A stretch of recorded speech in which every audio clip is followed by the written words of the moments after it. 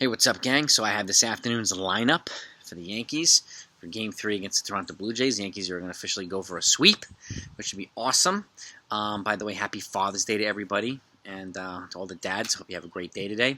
But before I get to the lineup, I have a little bit of news, a little bit of intel. I'm hearing some rumblings and getting some info about Andrew Benintendi and Scott Barlow from the Kansas City Royals. Just keep those two names in mind. We've talked about them as potential Yankee targets. We've also talked about some other guys, but they are apparently now one of the top trade targets also for the Toronto Blue Jays. Okay, and since the Toronto Blue Jays are in the same division, they're obviously they also need a strongly defensive kind of contact hitting left-hander who plays the outfield, just like the Yankees do.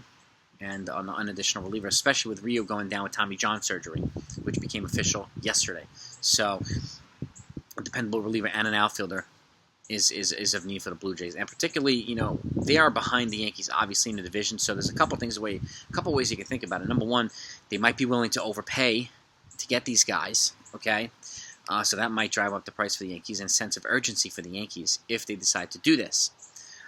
Or they could be just doing it to drive up the price on the Yankees, so, which is a typical Cashman move that he does to other teams. So there are a couple different ways to think about it, but they do represent a need for the Toronto Blue Jays one way or another, and the Royals seem to be interested, apparently, in some of the Blue Jays' young pitchers as part of a return package. Now, I don't think the Yankees will give up a Ken Waldichuk, but maybe a Hayden Wesneski might be on the table, or Luis Medina or something. We don't know.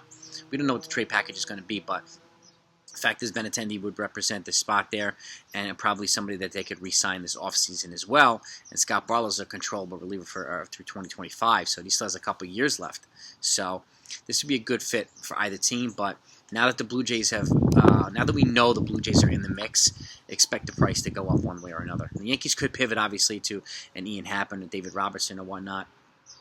But it's really up to the Yankees. It's pretty obvious that most of us think the Yankees' needs are certain things, but it's what's most interesting to see what Cashman actually does, to see what their needs are. So to see how on the same page we might be or not be. So, but we'll see. But let's get to the lineup. DJ LeMahieu's leading off, playing first base. Aaron Judge is batting second in center field.